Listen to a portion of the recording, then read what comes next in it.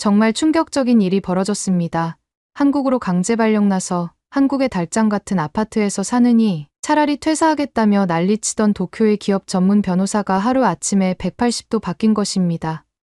결국 일본 도쿄 최고의 로펌에서 고액 연봉까지 제안받았지만 거절했다고 하죠. 한국행 출장이 좌천이며 차라리 변호사직을 내려놓겠다던 그는 대체 한국에서 무엇을 발견했기에 이토록 충격적인 결정을 내린 것인지 지금 바로 소식을 번역하여 소개해 드립니다. 저는 도쿄에서 잘 나가는 기업 변호사였습니다. 타카하시 나오코. 그 이름 하나로 충분했죠. 대형 로펌에서 실력을 인정받고 본사 파트너 승진까지 바라보던 제가 어느 날 갑자기 서울지사로 발령받았다는 소식을 들었습니다. 처음에는 믿기지 않았어요. 파트너 승진 직전에 해외 발령이라니.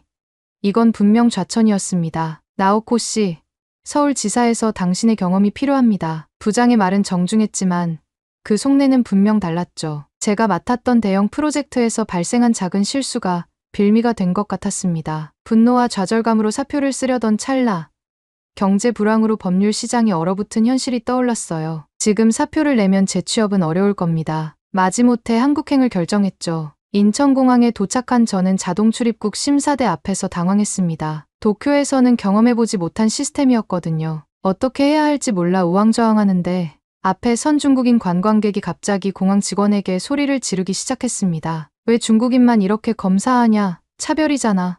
직원은 침착하게 대응했지만 그 관광객은 계속해서 화를 냈어요. 저는 속으로 한숨을 쉬었습니다. 이런 광경은 도쿄에서도 종종 봤었죠. 사람은 어디나 비슷한가 봅니다. 그런데 제가 줄을 잘못 서 있다는 것을 깨달았어요. 당황한 표정으로 주위를 둘러보는데 뒤에 서 계시던 한국인 노부부가 조용히 다가왔습니다. 여기 줄 서시면 돼요. 처음 오셨나 봐요. 부드러운 미소와 함께 건네는 말에 안도감이 밀려왔습니다. 예상과 달리 친절한 말투였죠. 두려움 반, 기대감 반으로 첫 발을 내디딘 한국 땅에서의 첫 만남이었습니다. 처음 만난 이 노부부의 차분함이 인상적이었어요. 도쿄의 바쁜 공항에서는 보기 어려운 모습이었습니다. 입국장을 빠져나오며 문득 생각했습니다. 이곳에서의 1년, 어쩌면 내 인생의 전환점이 될지도 모르겠다고요. 하지만 그때는 그저 빨리 지나가길 바라는 시간에 불과했죠. 회사에서 보낸 차를 타고 서울 도심으로 향하는 길, 창밖으로 보이는 낯선 도시의 모습이 제 불안한 마음을 더욱 크게 만들었습니다. 한국어는 간단한 인사말 외에는 전혀 모르는 상태였어요. 도쿄로 돌아갈 날만 기다리며 버텨야겠다고 다짐했습니다. 운전기사는 제 표정을 살피더니 조용히 말했어요. 처음에는 누구나 적응하기 어렵습니다. 하지만 서울은 외국인에게 친절한 도시예요. 그의 말에 고개를 끄덕였지만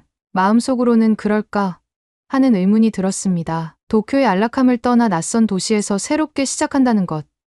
그것은 제게 좌천이 아닌 추방처럼 느껴졌어요. 하지만 이 순간만큼은 그저 눈앞에 펼쳐진 서울의 야경을 바라보며 깊은 숨을 들이마셨습니다. 적어도 지금부터는 제 인생의 새로운 챕터가 시작되는 순간이니까요. 서울에 도착한 첫날, 창밖으로 보이는 도시 풍경에 놀랐습니다. 도쿄와 비슷하면서도 다른 초현대적인 건물들과 화려한 간판들이 시선을 사로잡았어요. 하지만 한국에 대한 사전 정보 없이 온 터라 기대감보다는 거부감이 앞섰죠. 회사에서 제공한 아파트 주소를 들고 도착했는데 처음에는 달장 같은 곳에서 살게 되는 건 아닐까 하는 걱정이 들었습니다. 택시에서 내려 아파트 단지로 들어서는 순간 제 예상은 완전히 빗나갔어요. 럭셔리 호텔 같은 로비, 24시간 보안 시스템, 첨단 편의시설을 갖춘 고급 단지였습니다. 로비에서 안내를 받으며 이런 곳에서 산다고?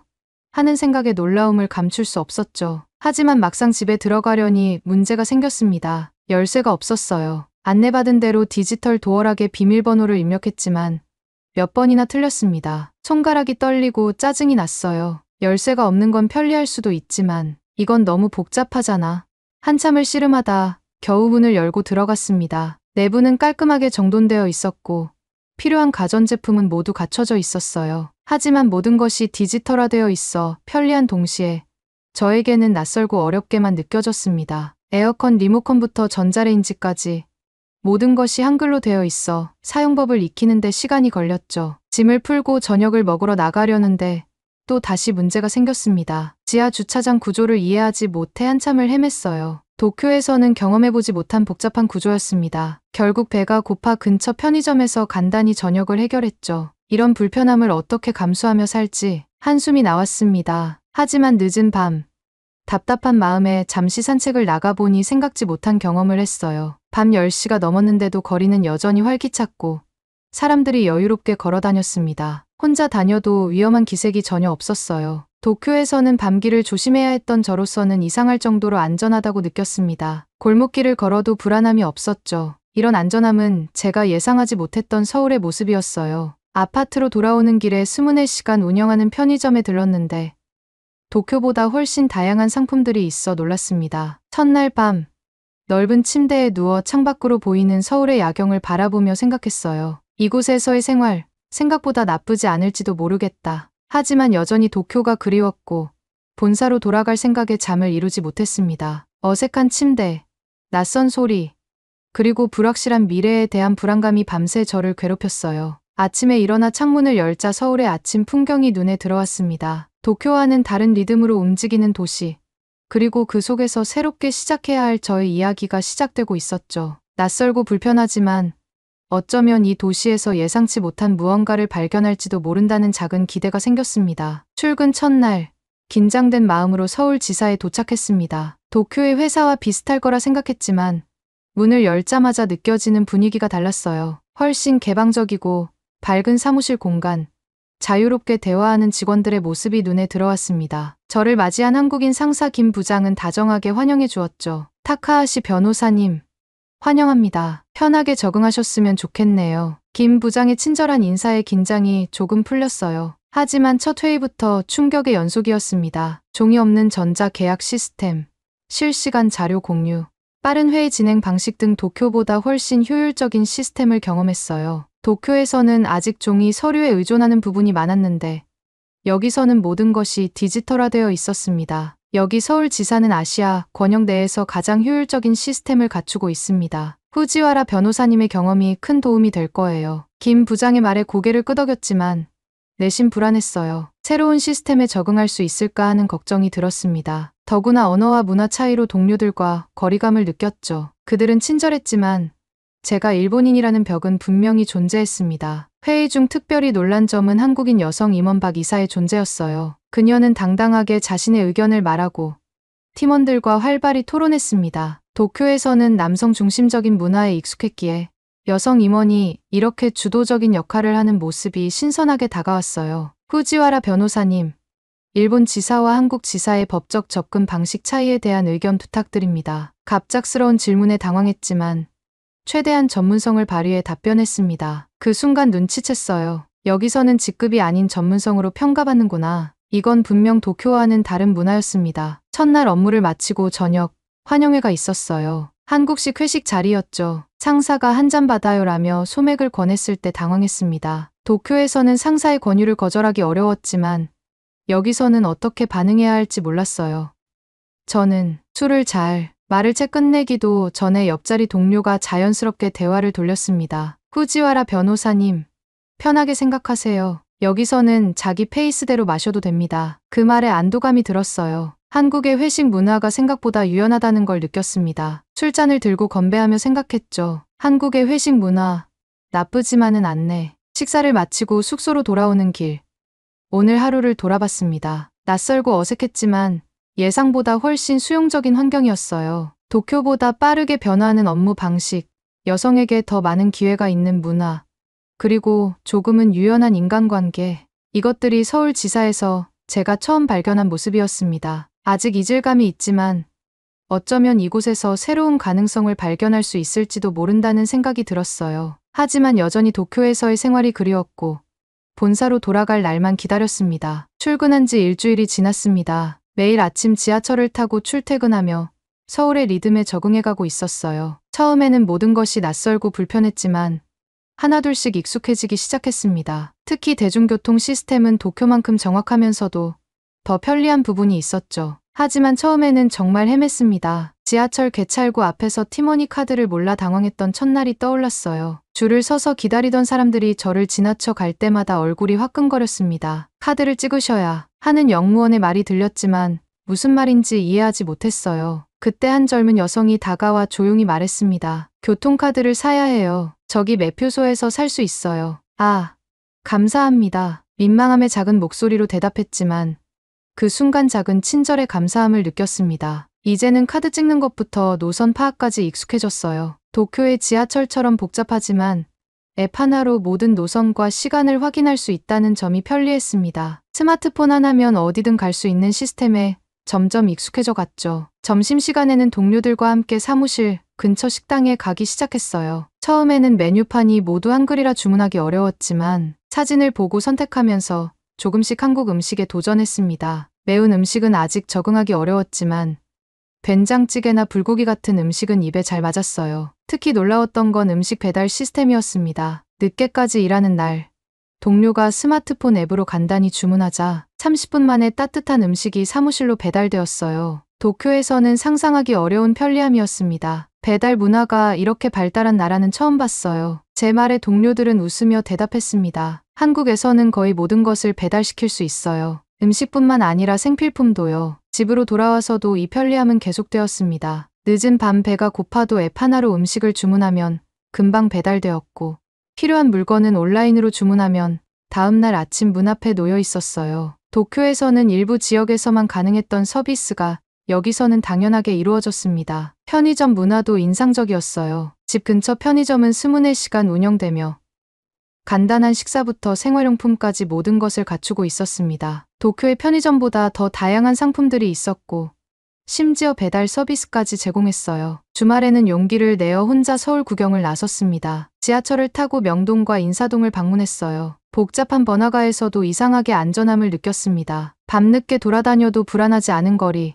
이것은 도쿄와 달랐어요. 서울의 리듬에 맞춰 살아가면서 점점 이 도시의 매력을 발견하기 시작했습니다. 낯설고 불편했던 것들이 이제는 일상이 되어가고 있었어요. 오늘도 퇴근길에 지하철을 타며 생각했습니다. 이 도시는 빠르게 변화하고 있구나. 그리고 나도 함께 변화하고 있어. 아직 도쿄가 그립고 본사로 돌아가고 싶은 마음이 있지만 조금씩 서울에서의 생활에 적응해가는 나 자신을 발견했습니다. 이전에는 불편하게만 느껴졌던 것들이 이제는 새로운 경험으로 다가왔어요. 한국 생활이 2달째에 접어들었습니다. 업무에는 어느 정도 적응했지만 마음속 깊은 곳에서는 여전히 외로움이 자리 잡고 있었어요. 오늘 저녁 도쿄에 계신 부모님과 화상 통화를 했습니다. 그들의 목소리를 듣는 순간 갑자기 눈물이 날 것 같았어요. 나오코, 잘 지내고 있니? 밥은 제대로 먹고 있어? 어머니의 걱정 어린 목소리가 들려왔습니다. 도쿄에 있을 때는 매주 어머니와 함께 장을 보고 가끔 아버지의 정원 가꾸기를 도와드리곤 했는데 그런 일상이 이제는 멀게만 느껴졌어요. 네. 잘 지내고 있어요. 회사에서 제공하는 아파트도 생각보다 좋고 업무도 적응해가고 있답니다. 최대한 밝은 목소리로 대답했지만 어머니는 제 마음을 꿰뚫어 보는 듯했습니다. 여자가 해외에서 혼자 사는 게 위험하지 않니? 뉴스에서 한국이 위험하다고 하던데. 어머니의 말에 피식 웃음이 나왔어요. 오히려 한국이 일본보다 더 안전하다고 느껴질 정도였으니까요. 밤늦게 혼자 걸어도 전혀 불안함이 없었습니다. 오히려 서울이 도쿄보다 더 안전한 것 같아요. 밤에도 사람들이 많이 다니고 치안도 정말 좋습니다. 어머니는 반신반의하는 표정이었지만 아버지가 끼어들었어요. 나오코가 잘 알겠지. 너무 걱정하지 말자. 잠시 침묵이 흐른 후 동생 유키가 화면에 나타났습니다. 대학교 3학년인 유키는 항상 호기심이 많았어요. 언니, 한국 애들은 공부만 한다는데 어떻게 생각해? 나도 교환학생으로 한국에 가볼까 고민 중이야. 그 질문에 잠시 생각에 잠겼습니다. 실제로 한국 교육 시스템에 대해 깊이 알지 못했지만 동료들과 나눈 대화를 떠올렸어요. 공부만 하는 게 아니라 효율적으로 공부하는 것 같아. 경쟁은 치열하지만 외국인 학교도 많고 선택지가 많아.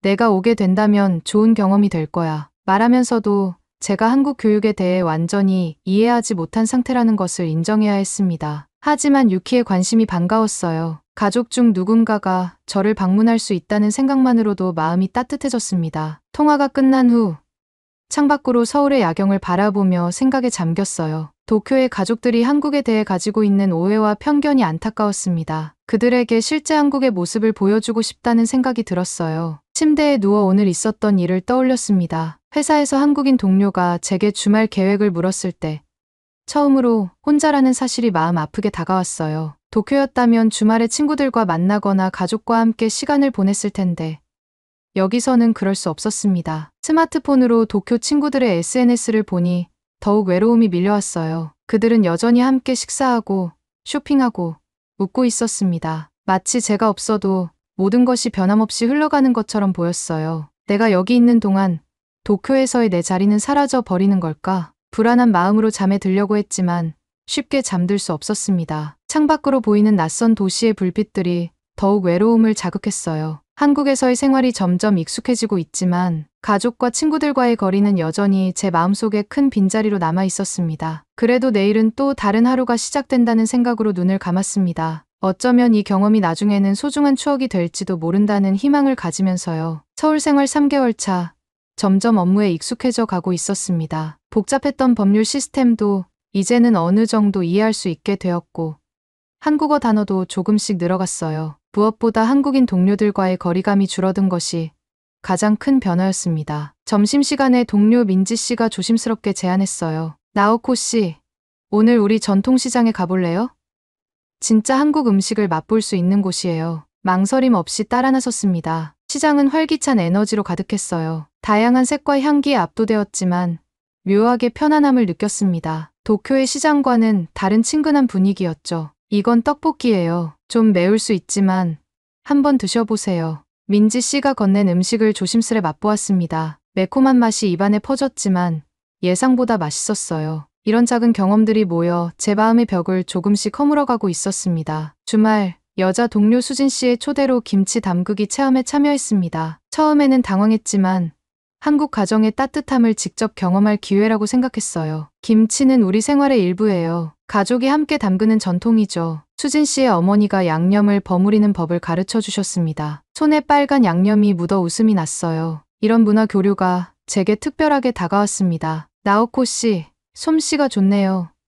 한국 사람 다 됐어요. 그 말에 웃음이 나왔지만 내심 기뻤습니다. 완전히 이해할 수는 없어도 한국 문화의 일부를 경험하며 새로운 측면을 발견하고 있었어요. 사무실로 돌아와서도 변화는 계속되었습니다. 회의에서 한국어 단어를 섞어 말하자 동료들이 놀란 표정을 지었죠. 그들의 미소에서 인정받는 기분이 들었어요. 저녁, 아파트로 돌아오는 길에 문득 깨달았습니다. 언제부터인가 서울의 거리가 낯설지 않게 느껴졌어요. 도쿄에 대한 그리움은 여전했지만 이제는 서울에서의 일상도 제 삶의 일부가 되어 있었습니다. 창밖으로 보이는 한강의 야경을 바라보며 생각했어요. 이곳에서의 경험이 나를 조금씩 바꾸고 있구나. 처음에는 좌천이라 생각했던 발령이 어쩌면 새로운 시작일지도 모른다는 희망이 피어났습니다. 서울 생활 4개월 차. 어느 날 밤 도쿄의 부모님과 통화 중에 문득 생각이 떠올랐습니다. 그동안 부모님께 한국에 대한 이야기를 많이 했지만 말로만은 전달할 수 없는 것들이 있었어요. 어머니, 아버지, 한번 서울에 와보시는 게 어떨까요? 제가 사는 곳도 보시고 한국의 실제 모습도 경험해보세요. 잠시 침묵 후 어머니가 조심스레 대답했습니다. 정말 안전한 곳이니?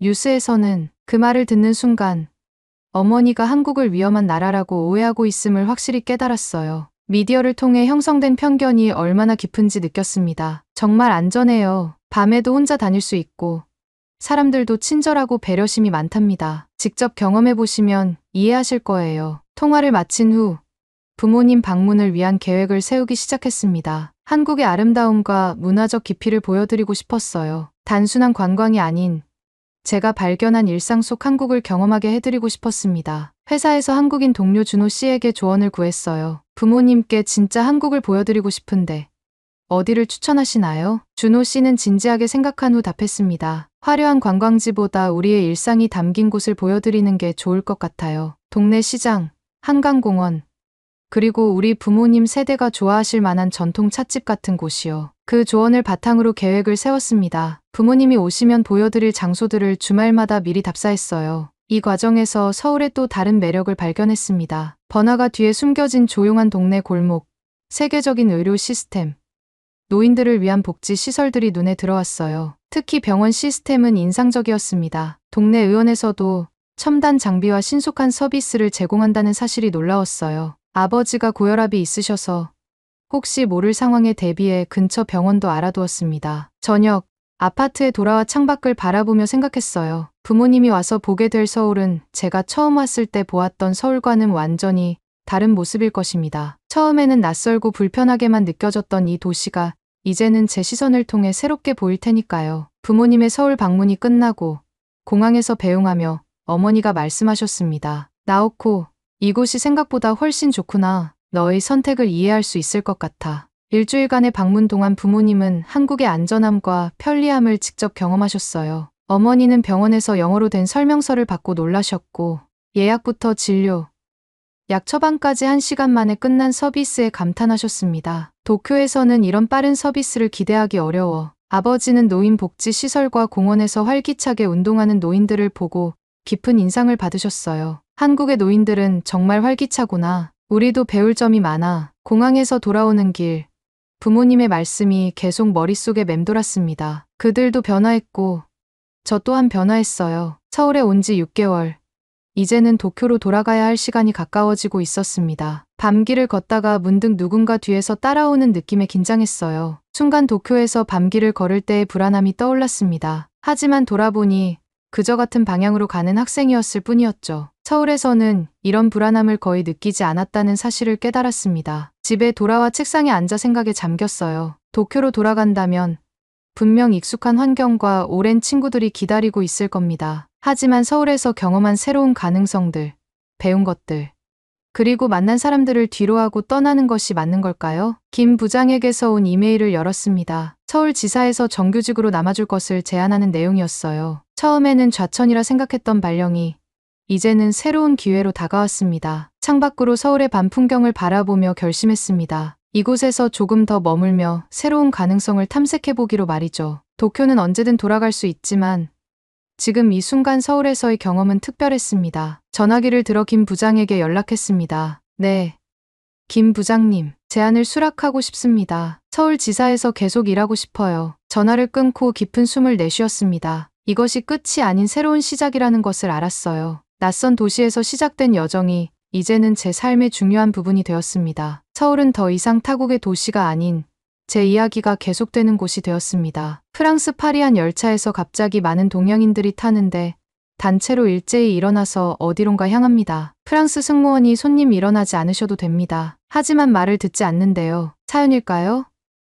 파리 국제공항과 연결된 공항 열차에서 일하는 프랑스 사람인 루비입니다. 저는 공항철도 직원으로서 매일매일 힘든 일이 있었습니다. 열차에 탑승한 승객들에게 도움을 주는 것이 제 의무였습니다. 하지만 한개월 전 저는 심각한 공황장애로 인해 휴직 중이었습니다. 아시다시피 프랑스의 공항 열차는 소매치기와 강도와 혼잡하기로 유명하고요. 여름 여행 시즌에는 전 세계 사람들이 프랑스의 아름다운 도시를 경험하기 위해 프랑스를 찾습니다. 이번 시즌은 유난히 혼란스러웠고 저와 같은 열차 직원들은 24시간 교대 근무로 쉴 새 없이 일했습니다. 저희의 주요 목표는 무임승차 승객을 감독하는 것이었습니다. 파리 공항철도는 다른 현대식 열차 시스템과 달리 아직 승객 탑승 관리를 위한 전산 시스템이 구축되지 않았습니다. 따라서 수많은 승객이 비행기에서 내렸을 때 모든 승객이 요금을 지불했는지 확인하는 것이 상당히 어려웠습니다. 이상하게도 이 상황을 이용한 여행객은 주로 아시아 여행객이 많았고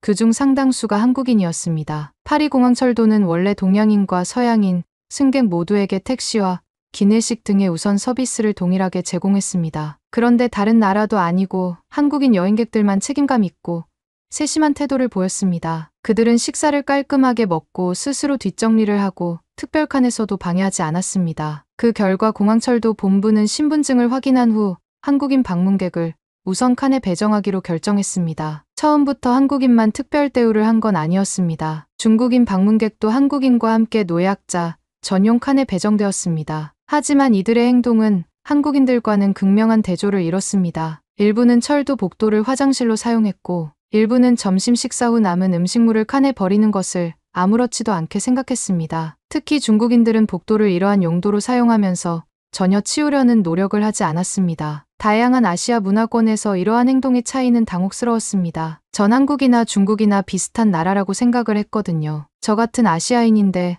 어떻게 이렇게 다를까 싶었습니다. 이 문제를 개선하기 위해 저는 특별칸을 관리해야 하는 날에는 좀 더 융통성 있게 행동하려고 노력했습니다. 더 세게 보이려고 옷을 입고 아이라이너도 더 짙게 발랐지만 중국인 방문객에게 아무리 친절하게 설명해도 그들은 계속해서 말도 안 되는 중국말로만 대답할 뿐이었습니다. 정말 답답한 노릇이었죠. 게다가 기차표가 없는 중국인 단체 관광객들이 공항으로 몰려와 무료로 기차에 탑승하는 상황까지 이르렀습니다. 이러한 일들은 스트레스를 너무 받아서 미칠 노릇이었습니다. 하지만 한국인 관광객의 경우는 완전히 달랐어요. 여행의 피로에 지친 여행객들을 위한 이 특별한 칸에서 제가 소개할 때 언제든지 귀를 기울여 주었습니다. 그들은 환하게 웃으며 감사의 인사를 건네고 뛰어난 지성과 시민의식을 보여주었습니다. 어느 날 특별 칸에서 한국인 손님에게 서비스를 제공한 후 뒷정리를 하러 들어갔는데 쓰레기가 하나도 없는 것을 발견했습니다. 그들은 쓰레기를 봉투에 깔끔하게 수거해 화장실 쓰레기통에 버렸더군요. 다른 여행객들에게서 경험했던 것과는 극명한 대조를 이뤘습니다. 한국인 방문객들의 행동은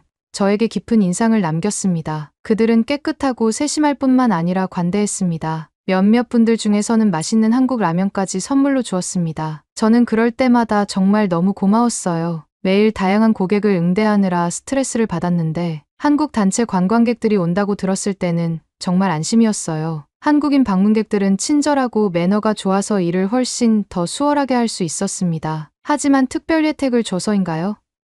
세상이 좁아지고 인터넷이 발달했는지 일부 방문객들은 한국인이라며 사기를 치기 시작하면서 문제가 발생하기 시작했습니다. 한 번은 씻지 않은 듯한 동양인 남성이 위조 신분증까지 제시하며 자신이 한국인이라고 주장했던 상황이 생생하게 기억에 남습니다. 그는 화를 내며 다른 칸으로 옮겨달라고 요청했습니다. 이 문제를 해결하기 위해 남성 승무원의 도움이 필요했습니다. 주로 중국인 관광객인 구경꾼들은 경멸의 눈빛으로 저를 쳐다보았습니다. 비슷한 일로 인한 스트레스가 결국 공황장애를 일으켰습니다. 6개월간의 치료 끝에 의사는 새로운 것을 경험하고 불안을 줄이기 위해 여행을 한번 가보는 게 어떠냐고 제안을 하더라고요. 해외에 가본 적이 없던 저는 한국행 비행기 표를 끊기로 결심했습니다. 한국 방문객들과의 긍정적인 만남이 제 결정에 영향을 미쳤습니다. 실제로 한국이 어떤 곳인지 보고 싶었죠. 한국에 도착한 저는 공항의 효율성과 화장실의 청결함에 깊은 인상을 받았습니다. 출입국 수속이 유럽이나 프랑스보다 훨씬 빠르게 되었고 화장실은 잘 관리되어 있을 뿐만 아니라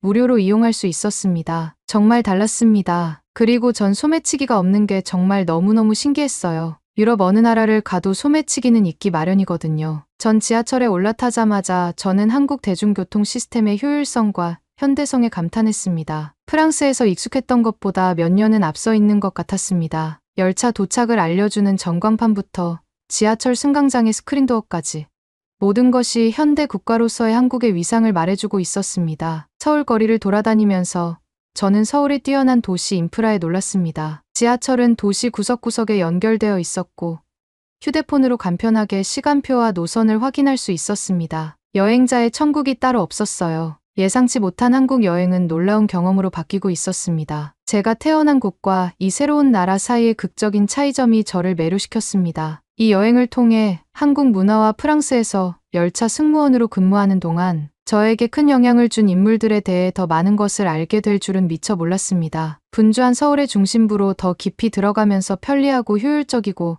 스카이라인을 보면서 감탄했어요. 가장 먼저 눈에 들어온 것은 기차를 타기 위해 도착한 서울역은 너무나도 좋았습니다. 그렇게 크지도 않고 복잡하지도 않고 맛집도 많이 있었어요. 프랑스에서 익숙했던 아담한 기차역과는 달리 서울역은 거대한 활동의 중심지였습니다. 단순한 기차역이 아니라 모든 것을 다 갖춘 듯한 거대한 멀티플렉스였죠.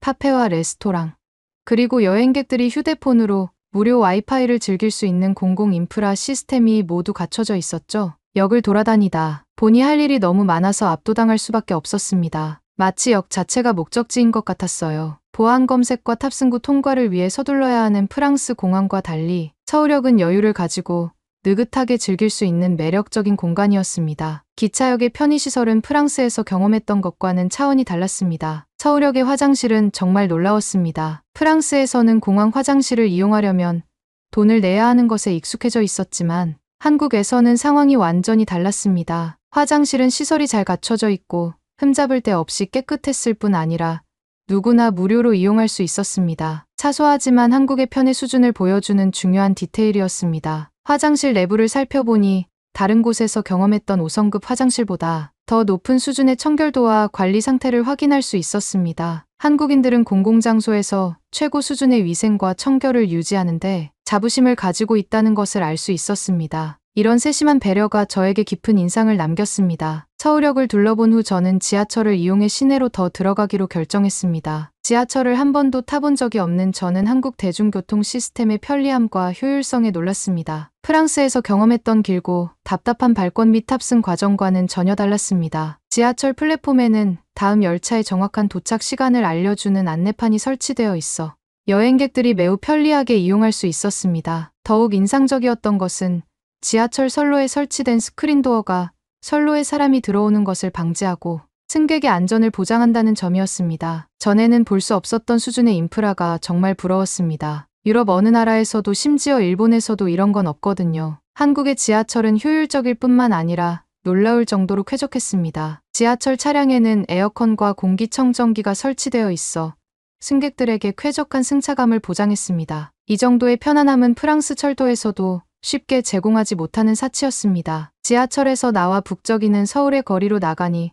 서울의 도시 인프라에 감탄하지 않을 수 없었습니다. 서울에는 버스나 지하철로 갈 수 없는 곳이 없는 것 같았습니다. 저 같은 여행객은 스마트폰으로 노선과 일정을 쉽게 확인할 수 있어 내비게이션이 매우 편리했습니다. 서울 교통망의 효율성과 현대성은 선진국으로서의 한국의 위상을 보여주는 증거였습니다. 무임승차 승객을 관리하느라 스트레스가 끊이지 않았던 프랑스에서 열차 승무원으로 일하며 겪었던 어려움과는 완전히 대조적인 모습이었죠. 즉흥적으로 떠난 한국 여행은 편리하고 질서정연한 새로운 세계에 눈을 뜨게 해주었습니다. 프랑스와 한국의 차이점은 놀라웠고 효율적인 삶의 기술을 터득한 것 같은 이 나라에 끌렸습니다. 한국을 계속 여행하면서 한국의 문화와 한국 사람들의 따뜻함에 대해 더 많이 알게 되었습니다. 한국 문화에서 눈에 띄는 것 중 하나는 타인, 특히 손님에 대한 깊은 존중과 배려였습니다. 이러한 존중의 문화는 일상의 사소한 부분까지 이어져 저에게 깊은 인상을 남겼습니다. 서비스직으로 종사하고 있는 저에겐 정말 너무나도 신기했습니다. 한국을 여행하는 동안 한국 사람들의 따뜻함과 환대를 직접 경험할 수 있는 기회가 있었습니다. 한국인과의 모든 만남은 마치 친절과 관대함이 한계를 모르는 그들의 세계로 초대하는 것 같았습니다. 어느 날 서울의 활기찬 거리를 돌아다니다가 골목에 자리 잡은 작은 가족 소유의 레스토랑을 우연히 발견했습니다. 호기심과 배가 고팠던 저는 한번 가보기로 결심했습니다. 식당에 들어서자 모성애가 느껴지는 나이 지긋한 한국 여성 주인이 따뜻한 미소로 저를 맞이했습니다. 그녀는 창가 근처의 아늑한 테이블로 저를 안내했고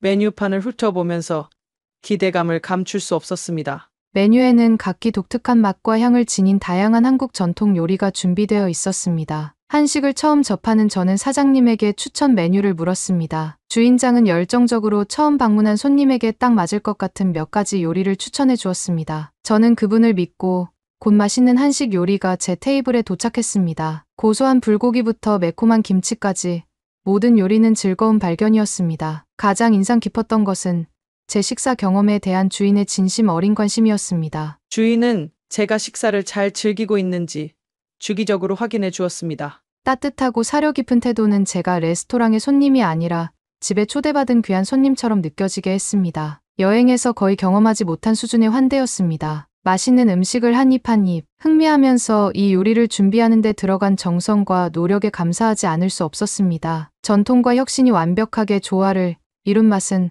한국의 풍부한 요리 유산을 반영하는 것이었습니다. 식사를 마친 후 주인에게 감사의 인사를 전했고 주인은 진심 어린 미소로 화답했습니다. 주인은 작은 선물로 예쁘게 포장된 한국 전통 과자 패키지를 선물로 주었습니다. 선물은 제 마음을 감동시키는 감사의 표시였습니다. 저희 만남은 한국인의 따뜻함과 친절을 경험한 수많은 사례 중 하나에 불과했습니다. 지하철에서 만난 현지인과의 친근한 대화나 서울 거리에서 만난 행인의 친절한 안내 등 저는 도시 곳곳에 스며든 한대 문화에서 환영받고 포용받는 느낌을 받았습니다. 한국 여행을 계속하면서 프랑스에서 열차 승무원으로 일할 때 만났던 한국인 관광객들의 행동과 한국에서 경험한 진정한 친절이 극명하게 대비되는 모습을 떠올리지 않을 수 없었습니다. 문화가 개인의 행동에 미치는 영향과 타인과의 상호작용에서 상호 존중과 배려의 중요성을 깊이 생각하게 된 계기였습니다. 문화와 환대에 대한 이러한 성찰이 제 한국 여행의 중심 주제가 되어 이 매력적인 나라와 한국인의 독특하고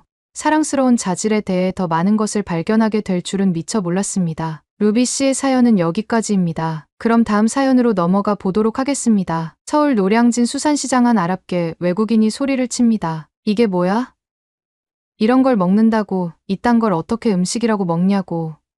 친구로 보이는 한국 여자는 눈을 크게 뜨며 놀라는데요. 과연 어떤 음식이었길래 그렇게 소리를 지르는 것이었을까요? 안녕하세요. 전 남아공에서 사는 피에르입니다. 비행기가 인천공항에 내리자 가슴이 두근거리고 설레는 마음이 들었습니다. 아래 내려다 보이는 도시는 불빛과 높은 빌딩의 미로처럼 보였습니다. 여태까지 코로나여서 한국에 오지 못했는데 드디어 한국에 도착했다는 사실이 믿기지 않았어요. 짐을 찾고 세관을 통과한 후 저는 낯익은 얼굴이 있는지 열심히 쳐다보았습니다. 그곳에 제 친한 친구 수키가 미소를 지으며 미친 듯이 손을 흔들고 있었어요. 그게 인터넷으로 알게 된 친구예요. 제각 팝에 대해서 관심이 많았고 어플로 통해서 만나게 된 친구입니다. 우리는 서로 꼭 껴안았고 우리의 웃음소리가 터미널에 울려 퍼졌습니다. 피에르 한국에 온 걸 환영해 그녀가 눈을 반짝이며 외쳤습니다. 공항에서 출발하는 여정은 수다로 가득했습니다. 서울에서의 생활에 대해 이야기를 나누었고 저는 남아공에 있는 친구들에 대해 이야기를 나누었습니다. 도시는 활기로 넘쳤고 저는 말로만 들었을 때와는 다르게 익숙했던 것과는 다른 리듬과 맥박을 느낄 수 있었습니다. 어디를 가도 맛있는 음식을 파는 포장마차, 상상할 수 있는 모든 것을 파는 상점, 그리고 항상 움직이는 사람들로 가득했습니다. 눈을 동그랗게 뜨고 신기해하는 제 모습을 본 수키는 피에르, 내가 먹어봤으면 하는 게 너무 많아 하지만 그 전에 오늘 밤을 위해 특별히 준비한 요리가 있어 라고 말했어요. 수키의 추천이 예상치 못한 모험의 시작이 될 줄은 꿈에도 몰랐죠.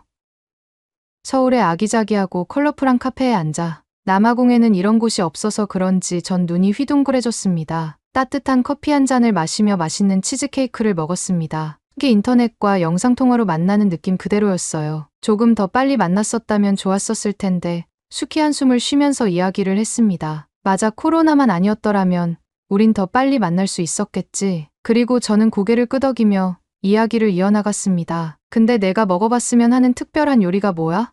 수키, 장난스럽게 웃으며 깜짝 선물이야. 지금 이야기 안 해줄 거야. 지금껏 한 번도 맛본 적 없는 음식이니까. 저녁이 되자 수키 저를 활기찬 노량진 수산시장으로 데려갔습니다. 신선한 해산물들과 호기심을 자극하는 다양한 음식을 파는 상인들로 북적였습니다. 우리는 신선한 낙지라고 적힌 노점 앞에 멈춰섰습니다. 설렘에 눈이 반짝이는 수키가 피에르, 이거야. 이거를 먹어봐야 돼. 살아있는 낙지인데. 이게 별미야. 나는 눈을 깜빡이며 살아있는, 살아서 움직이고 있다고라고 물었다. 그녀는 고개를 끄덕이며 맞아, 쫄깃하고 신선해, 독특한 경험을 할 수 있을 거야. 저는 망설였어요. 제가 생각하기에는 조금 어색한 아이디어였지만 수키의 열정은 전염성이 강했습니다. 알았어. 저는 한숨을 내쉬며 한번 해볼게요.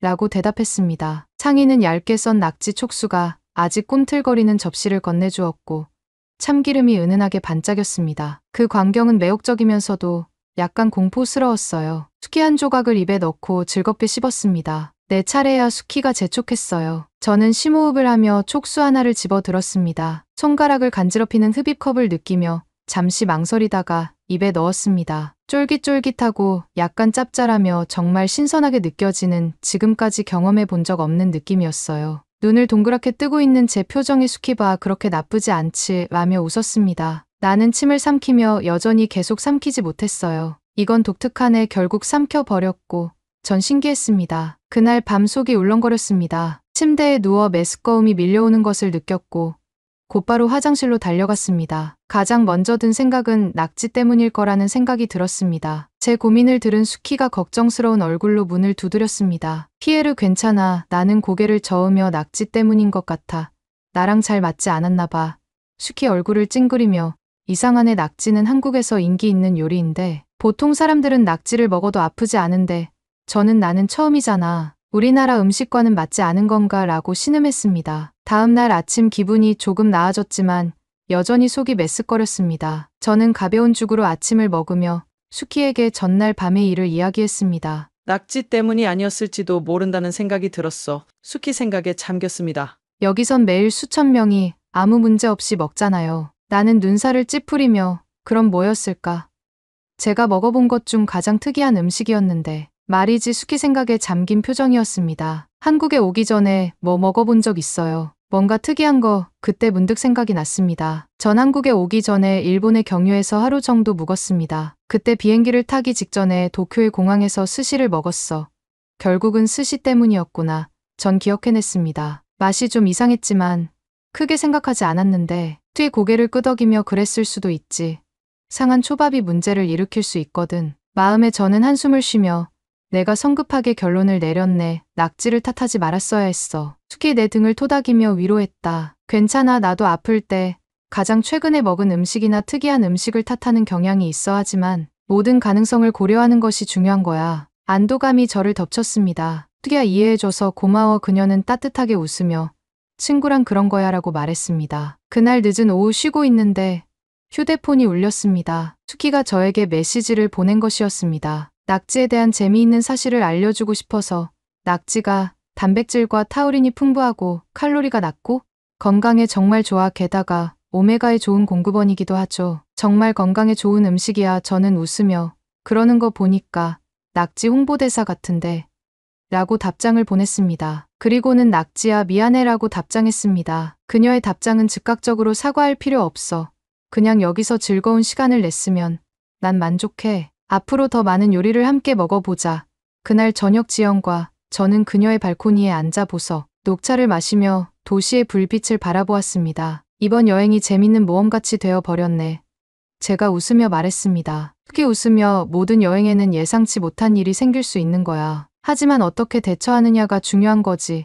우리는 찻잔을 부딪히며 우정과 이해, 그리고 앞으로 펼쳐질 무수한 모험을 위해 건배했습니다. 다음 날 숙희 나무 간판이 바람에 살랑살랑 흔들리는 고풍스러운 작은 식당으로 저를 안내했습니다. 낮은 나무 테이블과 쿠션이 있는 의자가 있는 매력적인 곳이었습니다. 은은한 요리향이 공기를 가득 채웠습니다. 제가 제일 좋아하는 전 맛집에 오신 걸 환영합니다. 숙희 말했습니다. 전 의아한 표정을 지었습니다. 팬케이크 같은 건데 아침 식사 같은 음식은 아니야. 보면 알 거야. 두 번째 선물이자 서프라이즈야.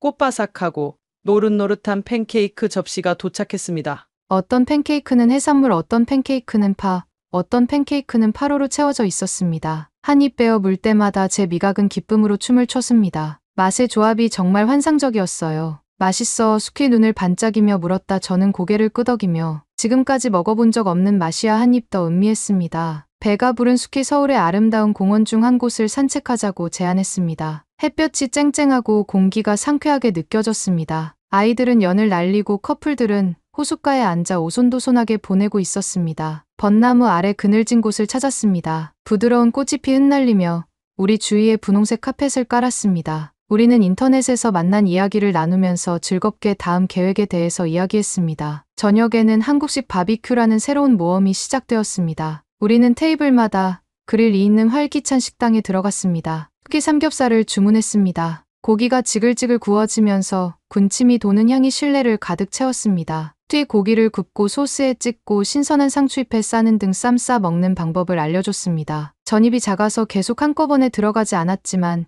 지저분하고 재미있으면서도 엄청나게 맛있었어요. 오늘의 모든 일정은 끝나고 전 숙희의 집으로 갔습니다. 숙희의 아파트는 아늑했습니다. 우리는 쿠션과 담요로 둘러싸인 소파에 누웠습니다. 특히 요즘 핫한 피식대학이라는 유튜브 채널을 저에게 보여주었고 저는 곧 눈물이 흐를 정도로 웃으면서 재밌게 시청했어요. 팝콘은 덤이었어요. 다음 날에도 숙희 저에게 최대한 많은 서울을 보여주기로 했는지 우리는 거리를 돌아다니며 작은 가게를 둘러보고 길거리 음식을 맛보고 아름다운 경복궁과 창덕궁 현대적인 고층 빌딩을 구경시켜 주었습니다. 코인 노래방에서 숙희 저를 위해 또 한 번의 깜짝 이벤트를 준비했습니다. 우리는 오래된 예전 한국 노래부터 최신 히트곡까지 우리가 좋아하는 노래를 불렀습니다. 너무 재밌게 보내서 그런지 목은 쉬어버렸지만 재밌었답니다. 어느새 남아공으로 돌아갈 시간이 되었습니다. 지영과 저는 아침을 먹으며 연락을 주고받으며 곧 만나기로 약속했습니다. 다음에는 남아공으로 여행 오기로 했거든요. 좀 덥긴 하겠지만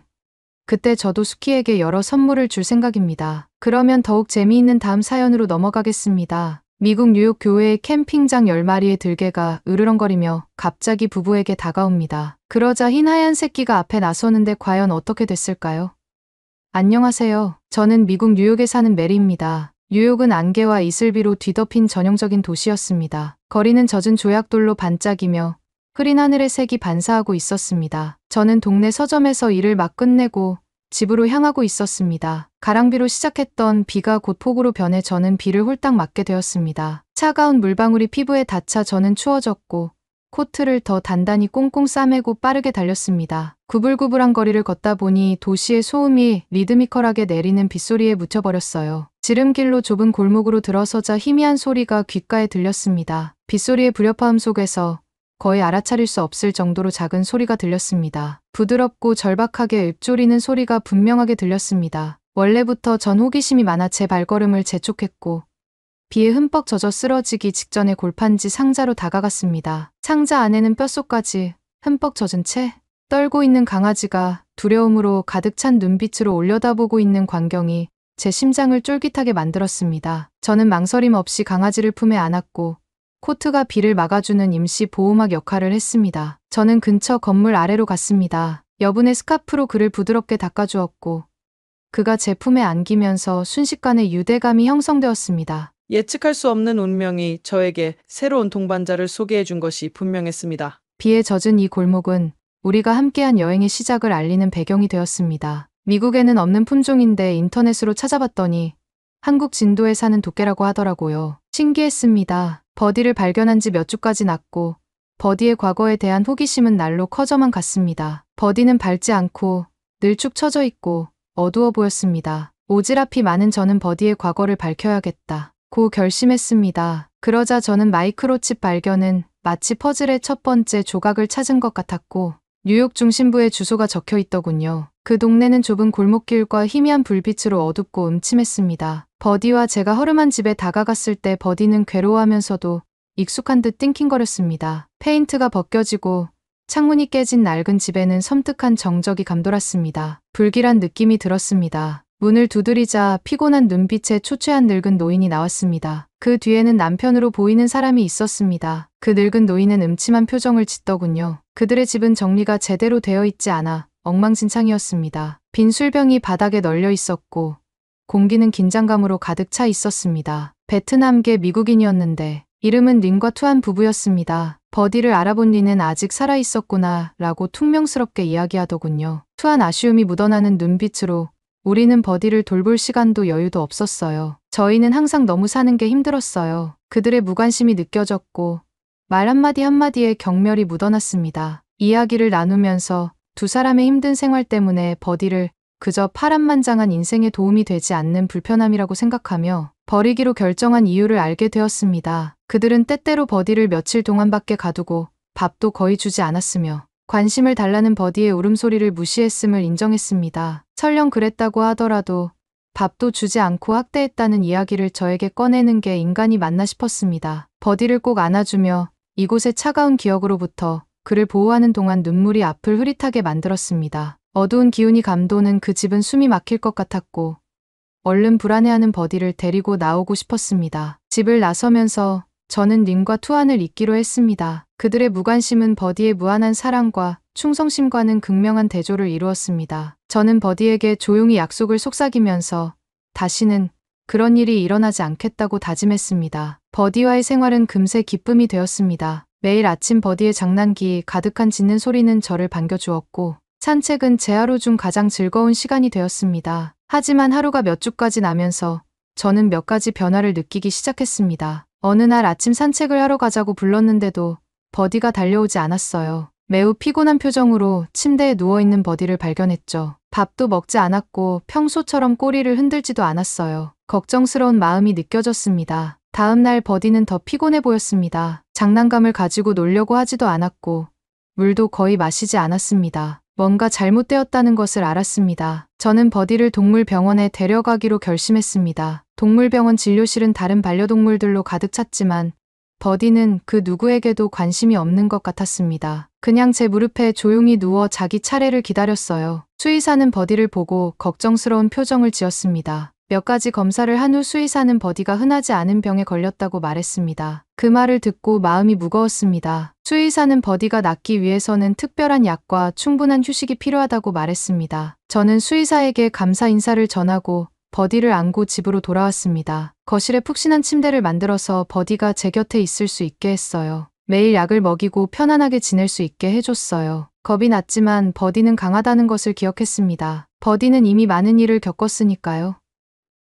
곧 나아질 거라고, 내가 곁에 있을 거라고 속삭여줬어요. 그 후 몇 주는 기억이 흐릿했습니다. 일과 동물병원 방문 버디를 돌보는 일 사이에서 저는 지칠 대로 지쳐 있었습니다. 청구서는 쌓여만 갔고 재정적으로 어려운 결정을 내려야 했습니다. 귀중품을 팔고 추가 근무를 하고 심지어 돈을 빌리기도 했습니다. 하지만 그 모든 과정을 통해 저는 반려견을 키우는 데 책임감이 막중하다는 걸 느꼈습니다. 충성심의 대가는 화폐로 측정되는 것이 아니라 사랑하는 사람들을 위해 기꺼이 희생하는 것으로 측정된다는 것입니다. 버디를 위해 지출한 모든 돈과 불면의 밤은 그만한 가치가 있었습니다. 그리고 하루하루가 지날수록 버디는 더 강해졌고 결국 기적적인 회복을 이루었습니다. 버디의 건강이 회복되자 삶은 새로운 리듬을 찾기 시작했습니다. 공원을 산책하고 공 던지기를 하고 주말에는 시골로 여행을 가기도 했습니다. 버디는 단순한 반려동물이 아니라 가족이었어요. 이때 동물에 대한 관심을 가진 친절한 라이언을 만났습니다. 반려동물에 대한 공통된 사랑이 우리를 더욱 가깝게 만들었고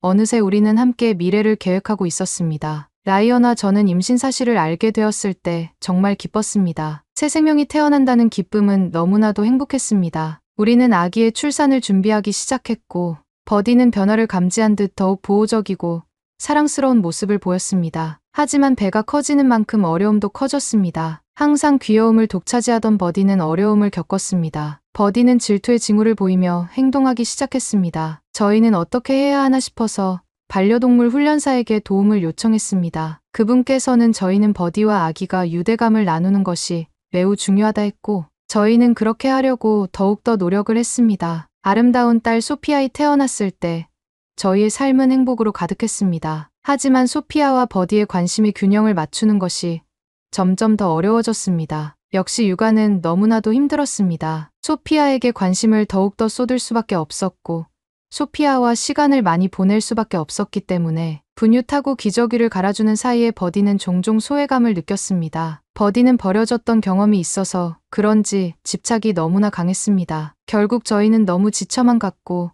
전에 절대 그러지 않겠다는 이야기까지 했는데 어느 날 저녁 라이언과 저는 소파에 지친 채로 앉아서 대화를 나눴습니다. 버디가 다른 가정에서 더 행복할 수 있을까?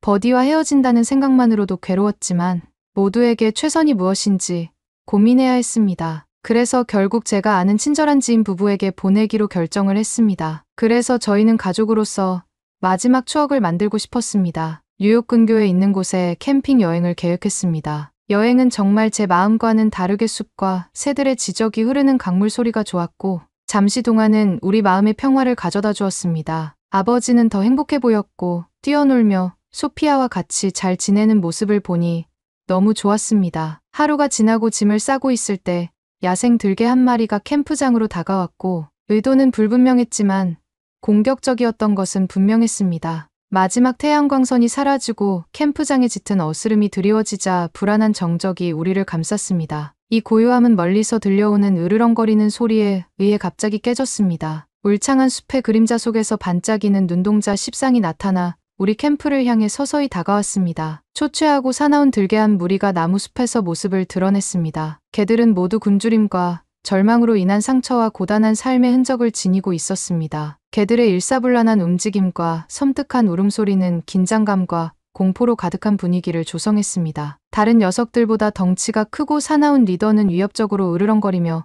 저희에게 다가왔습니다. 그러자 버디는 저의 앞에 서며 우리와 전진하는 무리 사이에 자리를 잡았습니다. 가족을 지켜야 한다는 책임감의 무게가 그의 눈에서 느껴졌습니다. 라이언과 저는 소피아를 꼭 안고 캠핑 장비를 이용해 임시 방벽을 만들려고 노력했습니다. 우리와 무리 사이의 거리가 좁혀지면서 1분 1초가 너무나도 길게 느껴졌습니다. 갑자기 귀를 의심케 하는 포효와 함께 리더가 돌진했고 무리가 뒤따랐습니다. 무리가 가까이 다가오자 버디는 용감하게 지저대며 리더에게 직접 도전했습니다. 다윗과 골리앗의 대결 같았습니다. 덩치 차이도 많이 났을 뿐더러 10마리였으니까요. 두 마리는 격렬하게 충돌했고 나머지 무리는 주위를 돌며 틈을 노렸습니다. 하지만 버디는 이전에는 볼 수 없었던 용기를 발휘하여 피하고 꺾고 방어하며 무리를 막아냈습니다. 생각해보니 한국의 진돗개는 주인에 대한 충성심이 강하다고 들었습니다. 전 진돗개라는 종을 잘 몰랐으니 역시 다르구나 싶었습니다. 수저구이보다는 의지와 마음의 싸움이었죠. 승산이 없어 보였을 때 멀리서 들려오는 소리가 밤을 뚫었습니다. 지나가는 트럭의 경적 소리에 무리가 깜짝 놀라 순식간에 혼란이 일어났었고 기회를 포착한 라이언은 비상키트에서 조명탄을 켜서 밝은 빛과 날카로운 소리가 이미 놀란 개들을 쫓아버렸습니다. 개들은 원래 왔던 숲속으로 사라졌습니다. 그 여파로 조명탄의 불빛이 캠프를 비추는 가운데 버디는 부상을 입었지만 절뚝거리며 우리에게 돌아왔습니다. 자기 몸집의 10배에 달하는 위협에 맞서 싸운 그의 용기는 대단했습니다. 우리는 우리의 영웅인 버디 주위에 모여 역경 속에서 맺어진 저희와의 인연은 역시 끊을 수 없구나 싶었습니다. 캠핑 여행이 끝난 후 우리 가족은 버디의 용기에 감사하고 부상을 걱정하며 그 어느 때보다 더 끈끈한 유대감을 느끼는 등 여러 가지 감정이 교차했습니다. 우리는 버디를 동물병원에 데려가 최고의 치료를 받을 수 있도록 했습니다. 다행히도 버디의 상처는 그렇게 심하지는 않았습니다. 이 사건은 또한 저희 마을로부터 유명해졌었고 모든 사람들이 진돗개 하면 충성심의 대명사로 자리 잡았습니다. 그 이웃 친구 심지어 다른 마을 사람들도 버디 같은 강아지를 키우고 싶어서 저에게 입양 문의도 오고 그랬다니까요. 캠핑 사고는 버디를 우리와 함께 키우기로 한 우리의 결정을 더욱 굳건히 해주었지만 동시에 버디에게 더 안전한 환경이 필요하다는 것을 강조했습니다. 저희는 버디가 다른 개들과 안전하게 놀고 교류할 수 있는 공간을 제공하기 위해 반려견 친화적인 공원을 조사하기 시작했습니다. 그 결과 넓은 뒷마당과 개들이 살기 좋은 아름다운 시골집을 찾게 되었습니다. 그곳은 버디와 저희에게는 살기 적합한 장소였습니다. 새 집에 정착하면서 소피아와 버디의 관계가 꽃피는 것을 목격했습니다. 소피아의 첫걸음은 항상 버디에게 향했고 버디와 놀 때는 킥킥거리는 소리가 가장 크게 울려 퍼졌으며 소피아이 잠잘 때는 항상 용감한 게 버디가 등장했습니다. 두 사람이 함께 있는 모습을 보면 두 사람의 유대감이 깊고 특별하다는 것을 알 수 있습니다. 버디는 소피아의 수호신이 되어 항상 경계심을 늦추지 않고 소피아의 곁을 지켰고 소피아는 버디에게 무조건적인 사랑과 애정을 쏟아부었습니다. 어느 날 저녁 빗방울이 창문에 툭툭 떨어지자 이제 어린이가 된 소피아의 제 무릎에 앉았고 우리는 오래된 사진첩을 넘기기 시작했습니다. 사진마다 버디와의 여정을 떠올리게 하는 이야기가 담겨 있었습니다. 준비 속에서 버디를 발견한 날부터 가족여행까지 모든 추억이 소중했습니다. 소피아는 천진난만한 호기심으로 제가 버디를 발견한 날에 대해 물었습니다. 이야기를 들려주면서 저는 인생이 한 바퀴 돌아갔다는 것을 깨달았습니다. 저와 버디를 만나게 해준 비는 이제 우리의 소중한 추억의 배경이 되었습니다. 시간은 흐르고 인생은 도전과 기쁨을 함께 가져다 줍니다. 하지만 한 가지 변하지 않는 것은 버디에 대한 우리의 사랑과 헌신입니다. 세월이 흐르면서 버디는 나이가 들었고 걸음걸이는 조금 느려졌지만 정신은 그 어느 때보다 활기찼습니다. 어느 날 저녁 버디가 제 곁에 누워있을 때 저는 버디의 귀에 속삭였습니다. 버디, 너는 우리의 기쁨이고 충실한 동반자야. 앞으로 어떤 일이 닥치더라도 지금까지 우리에게 그랬던 것처럼 항상 내 곁에 있을 거야 라고 말했죠. 그리고 그 약속과 함께 우리 가족의 이야기는 사랑과 의리 그리고 함께 만든 추억으로 이어졌습니다.